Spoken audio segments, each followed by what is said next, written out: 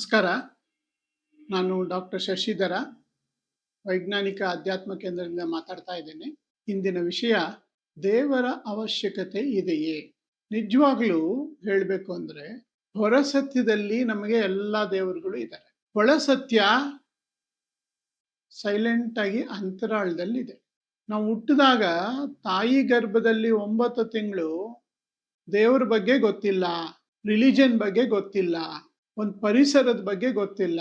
ಅದು ನಮ್ಮ ನಿಜವಾದ ಸ್ಥಿತಿ. ಅದೇ ನಾವು ಇವತ್ತು ಕೂಡ ಡೀಪ್ ಸ್ಲೀಪ್ ಅಲ್ಲಿ ಅದನ್ನೇ ಅನುಭವಿಸ್ತೀವಿ. ನಾನು ಕಲಿತಿದ್ದೀನಲ್ಲ, ಇವಾಗ ಹುಟ್ಟಿದ ಮಗುವನ್ನ ಹಿಂಗ್ ನೋಡ್ಸಿದ್ರೆ ಏನು ಗೊತ್ತಿಲ್ಲ.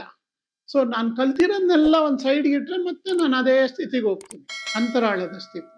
ನನ್ನ ಬಾಡಿ ಸತ್ತೋದ್ರೆ ಮತ್ತೆ ಅಂತರಾಳ ಸ್ಥಿತಿಯಲ್ಲೇ ಇರ್ತೀನಿ ನಾನು. ಅದನ್ನೇ ಪ್ಯೂರ್ ಪ್ರೆಸೆಂಟ್ ಅಂತೀವಿ. ಪ್ರೆಸೆಂಟ್ ಪರ್ಸೆಪ್ಷನ್ನು ಇದೆಲ್ಲ ನಾವು ತುಂಬಿಕೊಂಡಿರೋದು. ಇವಾಗ ನ್ಯೂ ಬಾರ್ನ್ ಹುಟ್ಟಿದ ಮೇಲೆ ಎಲ್ಲ ತುಂಬಿಕೊಳ್ಳುತ್ತೆ. ಸೊ ಇವತ್ತು ನಾನು ನ್ಯೂ ಬಾರ್ನ್ ಇಂದ ಇಲ್ಲಿವರೆಗೂ ಈ ಕಂಪ್ಯೂಟರ್ ಮೂಲಕ ಪ್ರತಿಯೊಂದು ಇಂಟರ್ಪ್ರಿಟೇಷನ್ ಮಾಡಿ ಮನಸ್ಸನ್ನ ಡೆವಲಪ್ ಮಾಡಿಕೊಂಡು ಇದನ್ನೆಲ್ಲ ನೋಡ್ತಾ ಇದ್ದೀನಿ.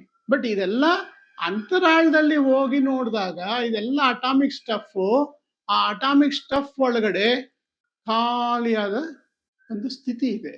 ಅದನ್ನ ನಾವು ಪರಮಾತ್ಮ ಅಂತಾನು ಕರಿಬೋದು, ಅಥವಾ ನೀವು ಅದನ್ನೇ ಬೇಕಾದ್ರೆ ದೇವರು ಯೂನಿವರ್ಸಲ್ ಎನರ್ಜಿ ಅಂತ ಕರೆದು ನಮಸ್ಕಾರ ಮಾಡ್ಬೋದು, ಅಥವಾ ಬುದ್ಧ ಸ್ಥಿತಿ ಅಂತ ಹೇಳ್ಬೋದು, ಅಲ್ಲಾ ಸ್ಥಿತಿ ಅಂತ ಹೇಳ್ಬೋದು, ಕೃಷ್ಣ ಕಾನ್ಶಿಯಸ್ನೆಸ್ ಅಂತ ಹೇಳ್ಬೋದು, ಕ್ರೈಸ್ಟ್ ಕಾನ್ಶಿಯಸ್ನೆಸ್ ಅಂತ ಹೇಳ್ಬೋದು.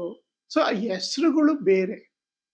ಬಟ್ ನಿಜವಾದ ನಮ್ಮ ಯೂಶಲಿ ಅನುಕೂಲಕ್ಕೆ ತಕ್ಕಂತೆ ಅಂದ್ರೆ ಹೊರಸತ್ಯದಲ್ಲಿ ಪಾಸಿಟಿವ್ ಎನರ್ಜಿ ಇರುತ್ತಲ್ಲ, ಅದನ್ನ ನಾವು ದೇವರು ಅಂತ ಕರಿಬೋದು. ಆ ಪಾಸಿಟಿವ್ ಎನರ್ಜಿನಲ್ಲಿ ನೀವೆಲ್ಲ ಯುನೀಕ್ ಆಗಿರೋದ್ರಿಂದ ಆ ಯುನೀಕ್ ಡಿಫ್ರೆನ್ಸ್ ಏನ್ ಮಾಡ್ಬೋದು ಅದನ್ನ ನಾವು ಫಾರ್ ಎಕ್ಸಾಂಪಲ್ ಈ ಒಂದು ವೇದಗಳಲ್ಲಿ ಒಂದು ಅಗ್ನಿನೇ ತೆಗೆದುಕೊಳ್ತಾರೆ, ಅಥವಾ ಒಂದು ಗಾಳಿನ ಇಂಪಾರ್ಟೆನ್ಸ್ ಕೊಡ್ತಾರೆ. ಅವೆಲ್ಲ ಅಗ್ನಿದೇವ, ವರುಣ ದೇವ ಆ ಥರ ಹೇಳ್ಕೊಂಡು ನಮಸ್ಕಾರ ಮಾಡಿಕೊಂಡು ಪಾಸಿಟಿವ್ ಆಗಿ ತೆಗೆದುಕೊಂಡು ನಮ್ಮ ಲೈಫ್ನ ಸಾರ್ಥಕತೆ ಪಡಿಸ್ಕೊಬೋದು. ಸೊ ಆಸ್ ಸಚ್ ನಮಗೆ ಅಂತರಾಳದಲ್ಲಿ ಯಾವ ದೇವರು ಅಥವಾ ಯಾವುದೇ ಒಂದು ಕಲ್ಪನೆ ಇಲ್ಲ.